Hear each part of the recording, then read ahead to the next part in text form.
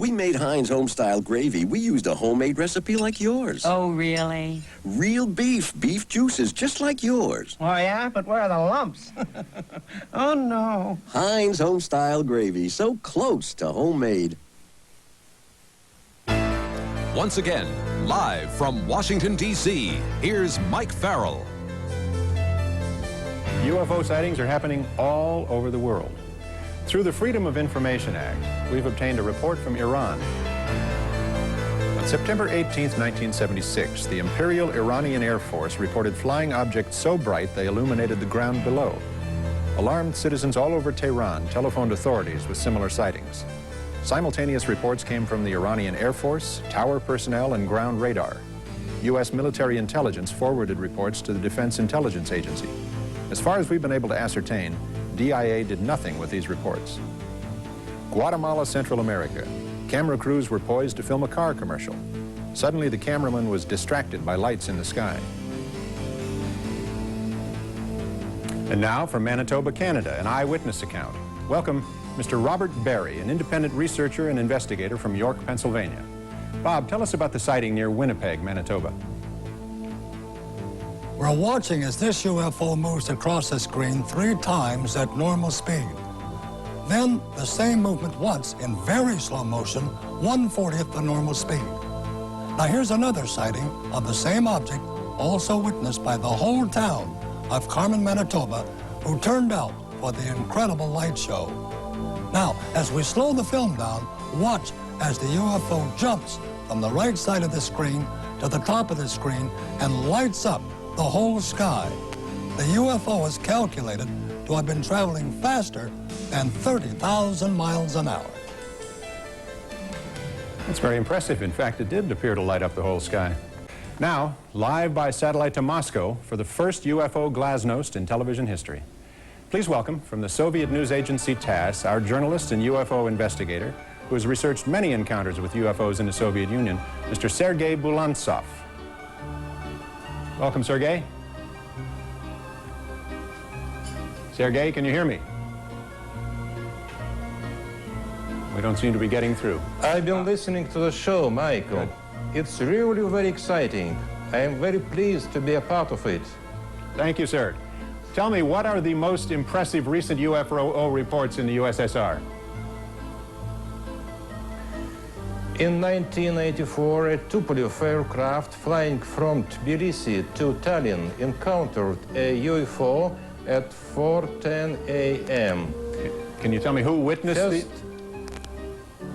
event? First the pilot noticed a bright beam of light shoot down to the ground. Everything on the ground, road and houses, were totally illuminated by please illustration, were totally illuminated by a beam of light.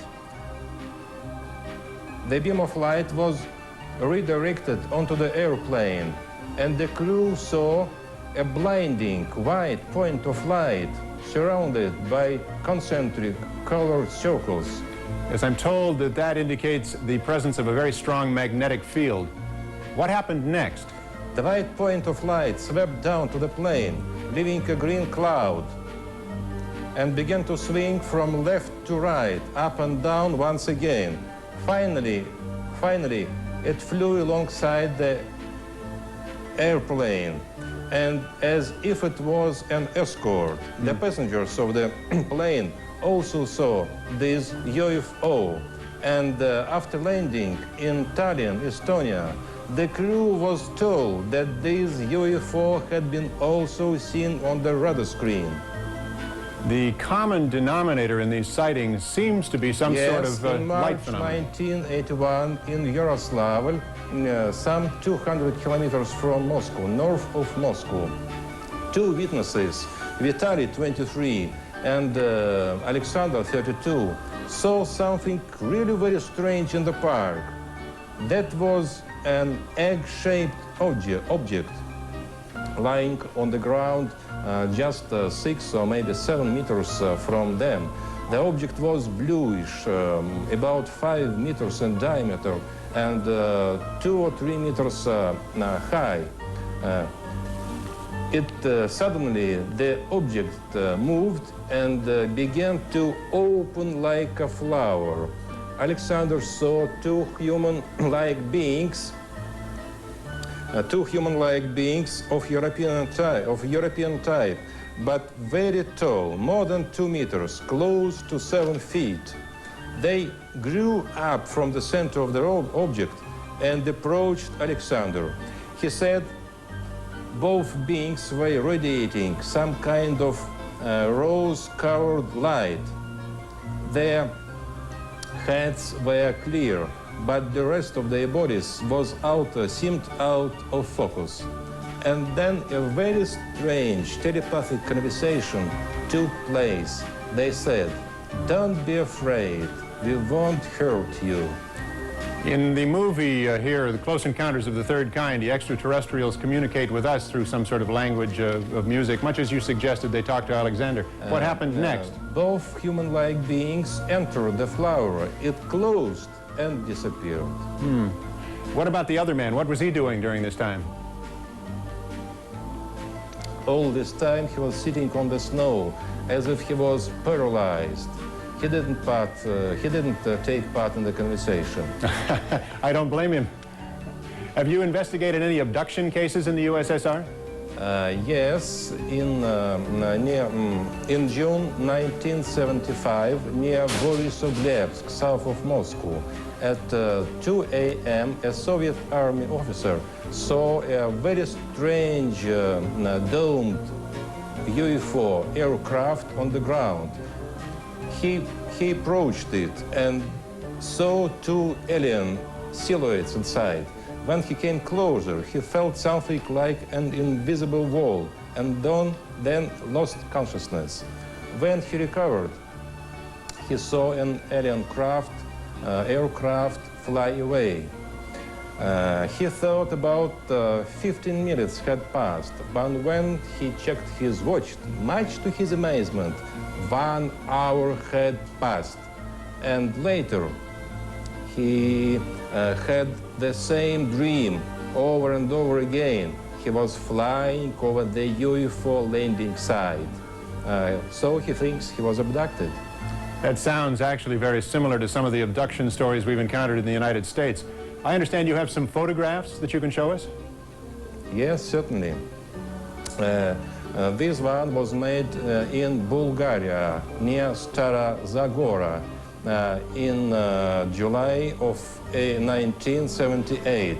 A married couple was drinking tea at their country house when they saw this hovering object. They took this snapshot with a Polaroid camera. And this UFO had been seen. Please change picture.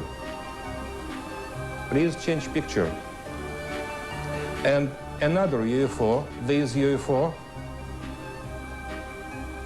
yes, this UFO had been seen near at the Murmansk region, near Finland's border. The same year, this snapshot had been reportedly made by the militia. Thank you, Sergei. Joining us now is Leonard Nikishin, Science Secretary excuse me, of the Working Group Extraterrestrial Intelligence in the USSR Academy of Sciences. Mr. Nikishin, I understand that you have thousands of reports of UFO sightings in the Soviet Union. Yes. Most of them were explained later as natural events, but some were mysterious and unexplainable. I feel these are extraterrestrial probes without life as we know it. You mean unmanned space probes. Was there any official reaction to UFOs from Soviet science? Recently, most scientists here dismissed them. But now the situation is changing. Several years ago, we formed a UFO group that included many investigators, scientists, cosmonauts, technicians, writers, journalists, and so on. In 1944, in 1984, It's all right.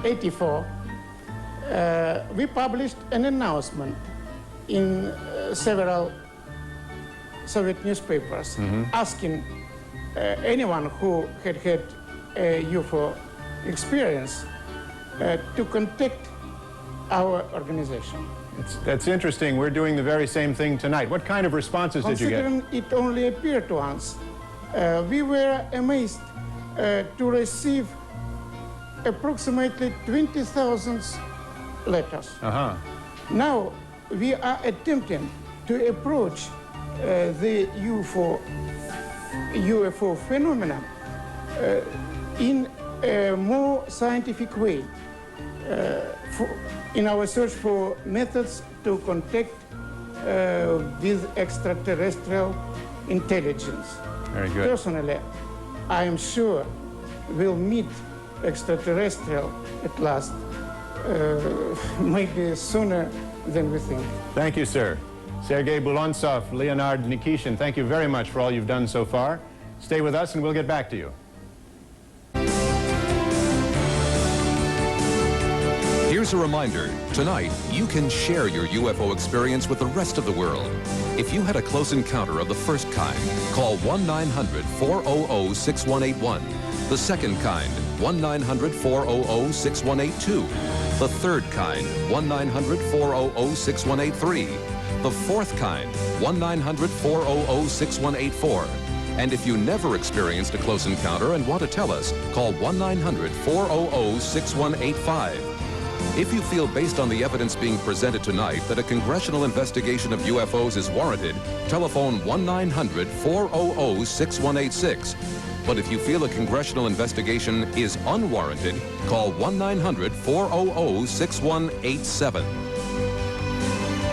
Next, two people who have survived a close encounter with a UFO but suffered dire consequences. Stay with us. Coming up tonight on News at 10, a massive manhunt is on for a gunman who murdered an armed courier during a bank robbery in the San Fernando Valley. And a car bomb goes off in Los Angeles, wounding the man who reportedly planted the explosives. These stories and more coming up on News at 10. Quick, get thee to a nunnery. Hi, Diane. Hi, Sam. Diane takes refuge from Sam. What the hell heck are you doing here? This guy never gives up. Sister Catherine, have you met the rice inspector? And that old temptation strikes again. We say it's over, and yet we still end up in each other's arms, hugging and kissing, perhaps lightly at first, but... Go on, please. Cheers! Tonight at 11 on Channel 5. If you like chicken, you'll love Alpha Beta's everyday low prices on Foster Farms chicken.